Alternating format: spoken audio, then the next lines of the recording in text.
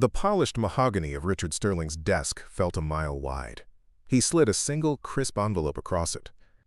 "Arthur," he said, his voice as cold as the city skyline behind him, "your time at Stratos Wealth is over."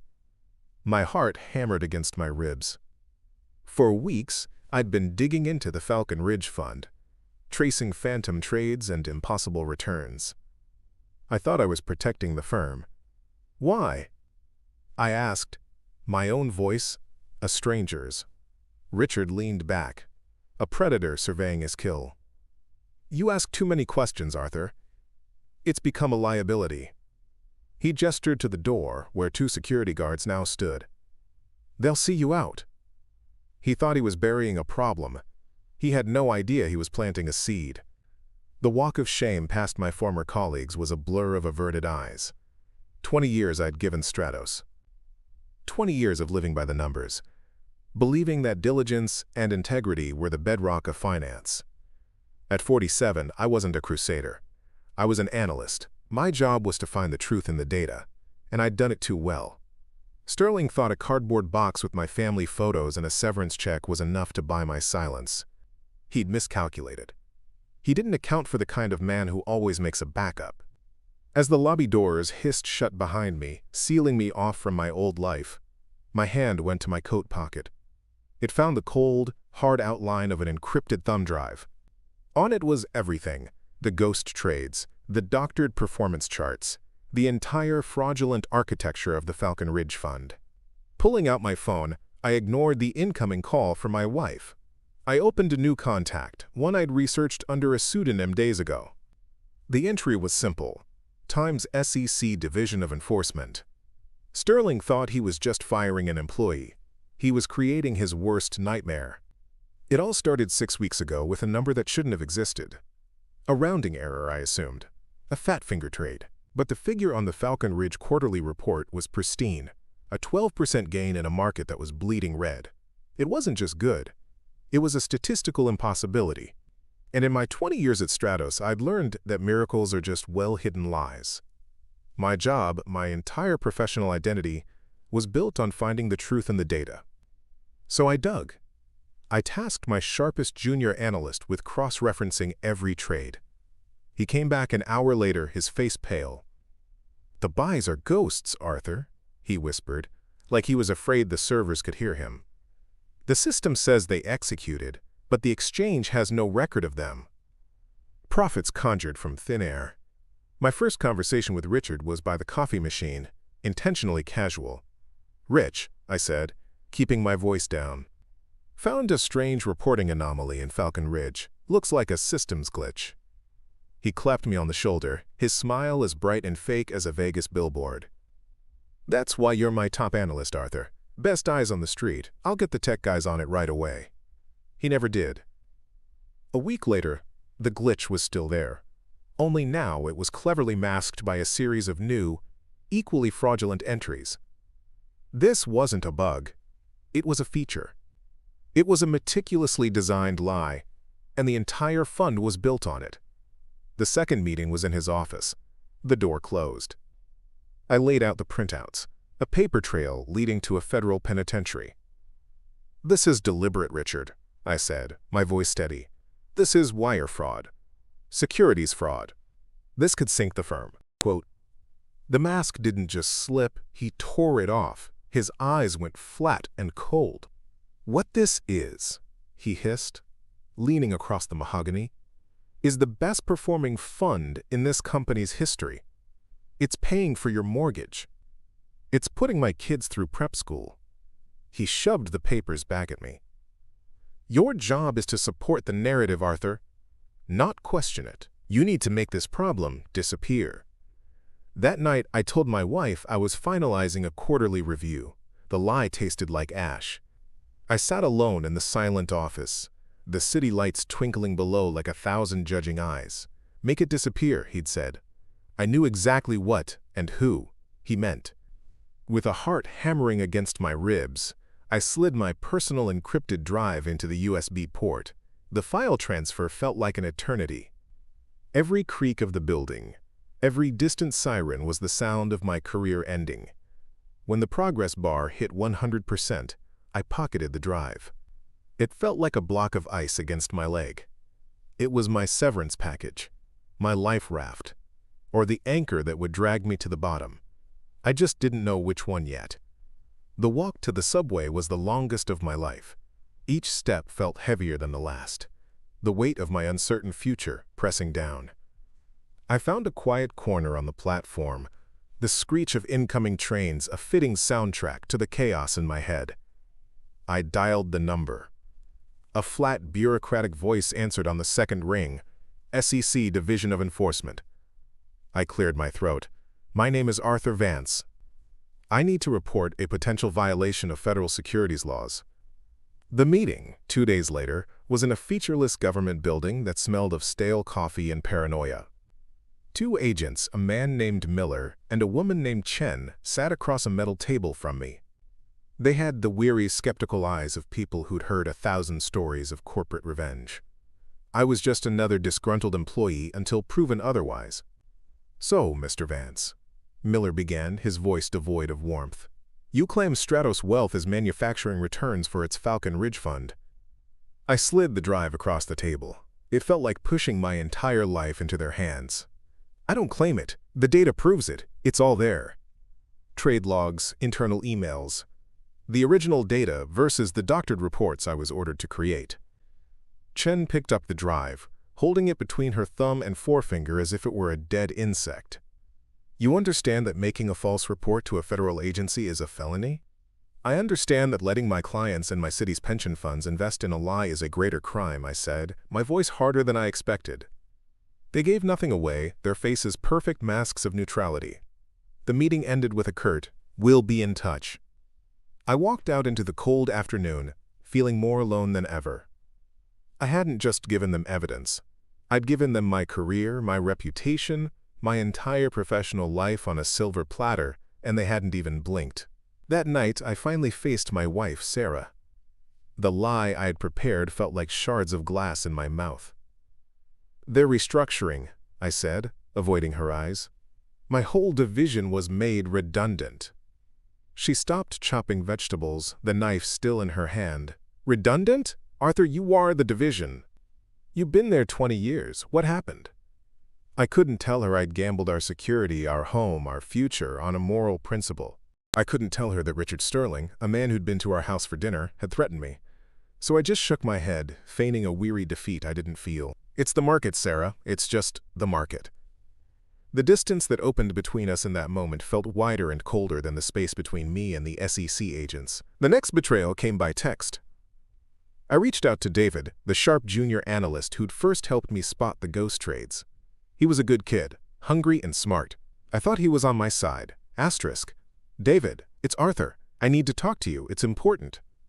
The reply came back in less than a minute. Asterisk. I don't know you. Lose this number. My blood ran cold. Sterling had gotten to him. The threat wasn't just implied, it was absolute. I was an outcast, a ghost in my own life. Then the courier arrived. A crisp, cream-colored envelope from Stratos' legal team. It wasn't a severance package. It was a cease and desist letter, accusing me of stealing proprietary data and threatening a lawsuit that would financially obliterate me. Sterling wasn't just burying the problem anymore. He was salting the earth.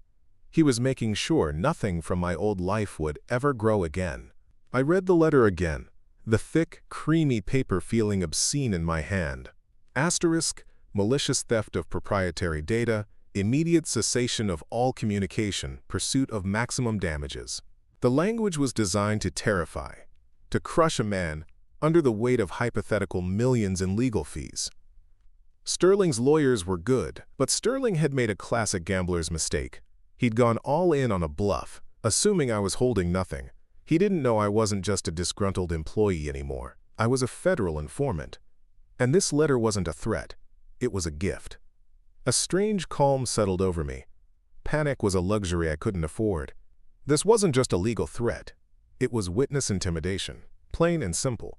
It was an act of belligerent desperation, and desperate men leave tracks. I laid the letter in the postmarked envelope on the dining room table, pulling out my phone. I didn't call a lawyer. I opened the camera. I took clear, high-resolution photos of every page, every word. capturing the metadata. The analyst in me was taking over again, collecting and documenting. This was just another data point in a much larger equation. Then I dialed. The phone rang twice before Agent Miller's flat voice came on the line. "Miller!" "Agent Miller, it's Arthur Vance," I said, my voice even. "We told you we'd be in touch," he said, the dismissal clear in his tone. "You did." I agreed. "But something has developed. Richard Sterling just sent me a new piece of evidence. He seems very eager to contribute to your investigation." A pause. I could almost hear the gears turning, the shift from bureaucratic indifference to professional curiosity. "What are you talking about, Vance?" "I'm holding a cease and desist letter.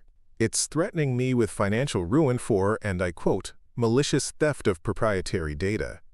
I believe when a firm threatens the man who holds the proof of their crimes, you have a different name for it." The line was silent for a full 5 seconds. The skepticism in his voice was gone, replaced by something else, something sharp. "What does the postmark say?" he asked. I smiled. He understood. They weren't just investigating a crime anymore. They were now investigating the cover-up. "Yesterday," I replied. "2 days after I walked out of your office." Another pause. "Shorter this time. Email me the photos. Now. And Mr. Vance, don't sign anything. Don't reply. Don't talk to anyone from Stratos. You talk only to us now. Understood?" The hunter had just become the bait, and the trap was set. The call from Miller came the next morning. His voice had lost its bureaucratic drone and gained a clipped, focused edge. "We received the images, Mr. Vance. The letter is a gift, as you said. It establishes a pattern of obstruction. Sterling is running scared." "Scared men make mistakes," I replied, staring out my apartment window at the indifferent city. "Exactly," Miller said. "And we want you to help him make one. We've corroborated the phantom trades on your drive. The framework of the fraud is clear.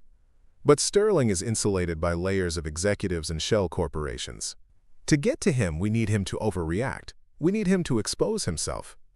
My mind was already racing, sorting through possibilities, running scenarios like I would with market data. I knew Richard Sterling's playbook. His ego was his center of gravity. His reputation was everything. "There's the annual Children's Foundation Gala," I said, thinking aloud. "It's in 2 weeks.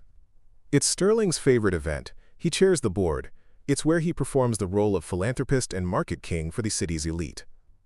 A room full of witnesses. Chen's voice cut in. She was on the line too. "I like it. What's the play?"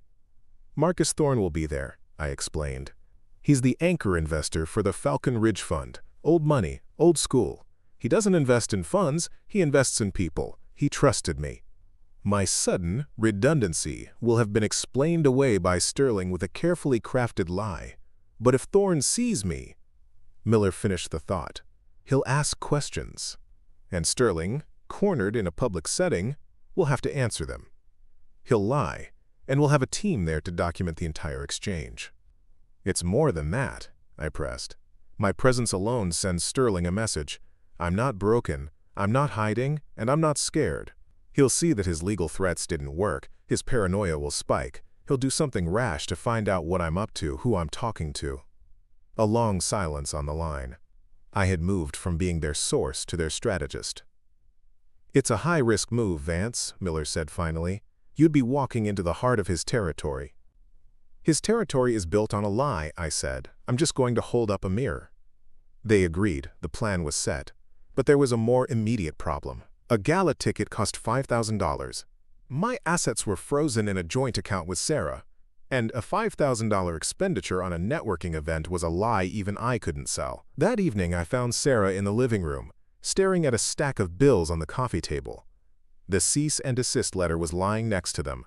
I'd told her it was a standard formality from a corporate separation. The look on her face told me she hadn't believed a word of it. "What is this, Arthur?" she asked, her voice quiet and sharp. "What is really going on? Redundancy isn't followed by letters from corporate litigators." The moment of truth had arrived, but I couldn't give her the whole truth. It was too dangerous. "Sterling is trying to intimidate me," I said, sticking as close to the bone as I could. "He's afraid I'll go to a competitor. The letter is a scare tactic to enforce my non-compete." She looked at me, her eyes searching mine for the lies. "And is that all it is?" "That's all I can tell you right now," I said, hating the words, hating the distance they created. "But I need your help. I have to go to the Children's Foundation Gala. It's my one chance to get in front of people who can help me land on my feet, to show Sterling I'm not finished." She stood up, her face a mask of disbelief and hurt. "A gala? We're looking at draining our savings, and you want to spend thousands on a party?" "It's not a party, Sarah. It's a battlefield," I said, my voice barely a whisper. "It's the only move I have left to make. I need you to trust me. Please." She stared at me for what felt like an eternity, the silence in the apartment thick, with unspoken fears. Then she walked to the desk, pulled out her checkbook, the one from her personal account, the one she'd had since before we were married, and wrote it out. She didn't hand it to me. She placed it on the table between us. "This is everything," she said, her voice trembling slightly. "Don't you dare lose." 2 weeks later, I stood in front of the hall mirror, adjusting the unfamiliar bow tie of a rented tuxedo. The suit felt like a costume, a thin layer of civility over a man who had become a weapon. I wasn't Arthur Vance, senior analyst, anymore. I was SEC Exhibit A, a human tripwire waiting to be crossed. I thought of David, the junior analyst who had turned his back on me. I thought of the 20 years I had poured into Stratos, the loyalty I had given a man who saw it as a liability. And I thought of Richard Sterling, preening in his element, surrounded by the wealth he had stolen. He believed he had fired me, buried me, and salted the earth. He was about to learn that some seeds grow in the dark. As I pocketed the single, crisp ticket, I met my own eyes in the mirror.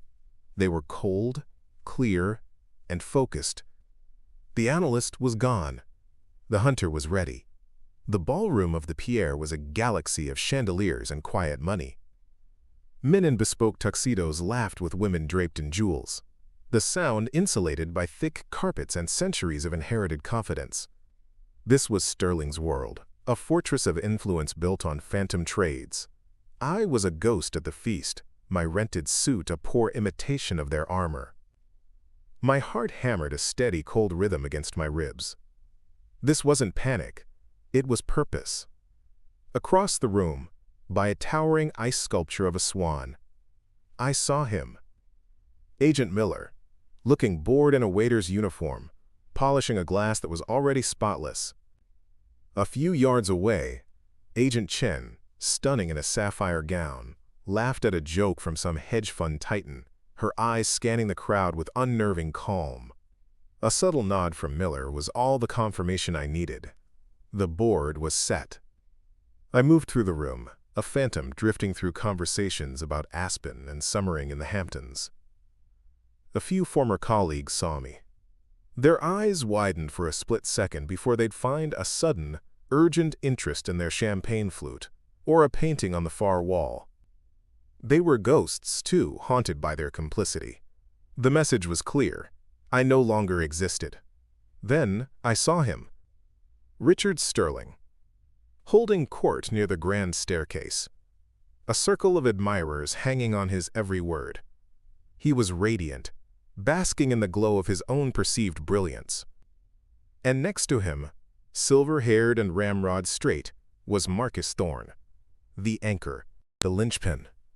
My target. I took a breath, smoothed the front of my jacket, and started walking. Each step was deliberate. With every footfall, the ambient chatter of the gala seemed to fade, replaced by the thumping in my own ears. Sterling saw me first, a flicker of disbelief. Then a flash of pure, unadulterated rage crossed his face before being replaced by his practiced, predatory smile. He had no idea what was coming, but his instincts were screaming.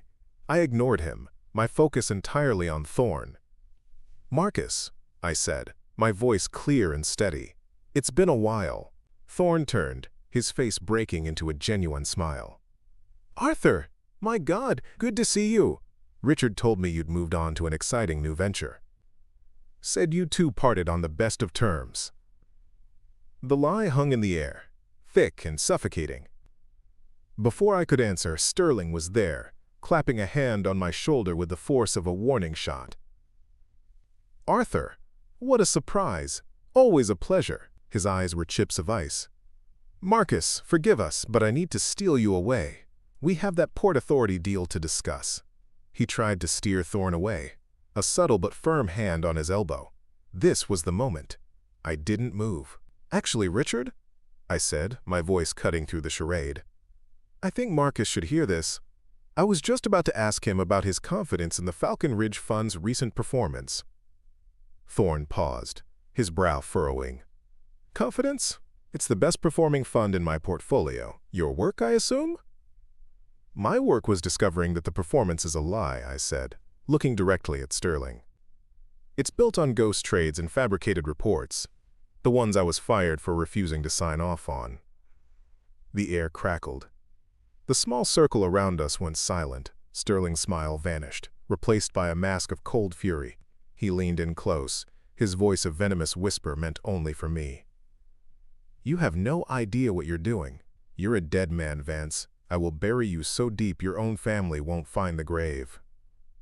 It was a confession, wrapped in a threat. It was everything Miller and Chen needed. I don't think you'll be burying anyone, Mr. Sterling, a calm voice said from behind him. Sterling spun around. Agent Chen stood there, her smile gone, her expression as hard as granite. Miller materialized on his other side, no longer a waiter, but an immovable object. Chen held up a small leather wallet, flipping it open to the badge inside. Agent Chen, SEC Division of Enforcement. You're making a scene. We need to have a word with you. Outside. Panic, pure and absolute, flared in Sterling's eyes. He looked at Thorne, at the shocked faces of his disciples, at me. The philanthropist, the market king, was gone. In his place was a cornered animal. The color drained from his face as Miller took his arm in a grip that was anything but gentle. The ballroom hadn't gone silent. It had frozen. 100 conversations stopped mid-sentence. 100 pairs of eyes watched as Richard Sterling, the master of their universe, was quietly and efficiently escorted out of his own kingdom like a common criminal. Marcus Thorne stared at me, his face a canvas of disbelief and dawning, horrified understanding. Arthur, he breathed. What have you done? I looked at the doorway where Sterling had just disappeared. The cold silence of the ballroom, and then answered, my voice steady. I told the truth. It wasn't an answer for Thorne, it was for myself. The truth felt like a foreign object in that room, heavy and dense. The whispers started then, a ripple of shock and recrimination spreading through the crowd. I was no longer a guest, I was a contamination. Former colleagues, men I'd shared drinks with for years, now looked at me with a mixture of fear and contempt. I had broken their cardinal rule. I had told on one of their own. The fortress had been breached from the inside, and I was the traitor. I didn't wait for Thorne to respond. There was nothing more to say. I turned and walked out, the gazes of 100 powerful people boring into my back.